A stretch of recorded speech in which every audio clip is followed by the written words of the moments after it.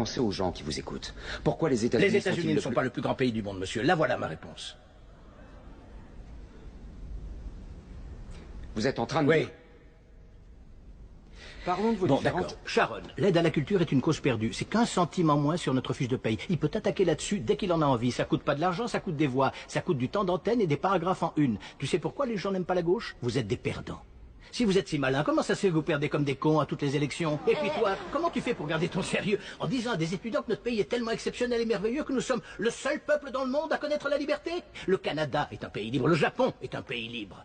L'Angleterre, la France, l'Italie, l'Allemagne, l'Espagne, l'Australie et la Belgique sont des pays libres. Parmi les 207 États souverains qu'il y a dans le monde, 180 d'entre eux sont des pays libres. Enchaînons. Et toi, la fille à papa, écoute, juste au cas où tu t'aventurerais accidentellement dans un bureau de vote, il y a certaines choses qu'il vaut mieux que tu comprennes. Par exemple, qu'il n'y a absolument aucune preuve qui atteste que les États-Unis sont le plus grand pays du monde. Nous sommes 7e en ce qui concerne le taux d'alphabétisation, 27e en maths, 22e en sciences, 49e en espérance de vie, 178e en mortalité infantile, 4e en force de travail, 3e en revenu médian des ménages et 4e en exportation. Nous sommes premiers dans seulement 3 catégories. La proportion de citoyens incarcérés par habitant, le nombre d'adultes qui croient que les anges existent et les dépenses militaires qui sont plus élevées que celles des 26 pays suivants cumulés, dont 25 sont nos alliés. Alors bien sûr, rien de tout ça n'est la faute d'une jeune étudiante en journalisme. Mais ça montre malgré tout de manière flagrante que tu fais partie de la pire génération qui a jamais vu le jour dans toute l'histoire de ce pays. Si tu me demandes ce qui fait des États-Unis le plus grand pays du monde, la question est tellement conne que je n'ai aucune réponse.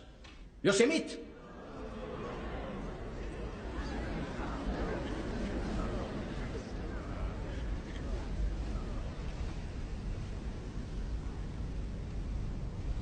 On l'a été autrefois. On luttait pour des causes justes.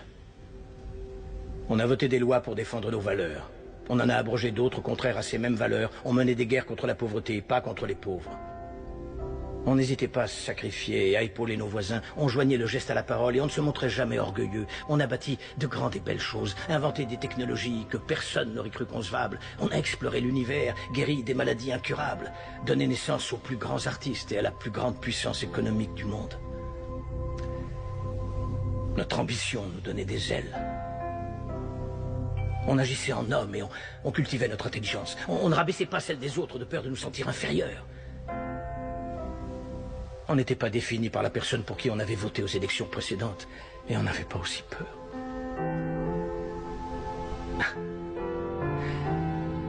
On était capable d'être et de faire toutes ces choses parce qu'on était informés. Par de grands hommes, des hommes respectés. La première étape dans la résolution d'un problème est de reconnaître qu'il y en a un.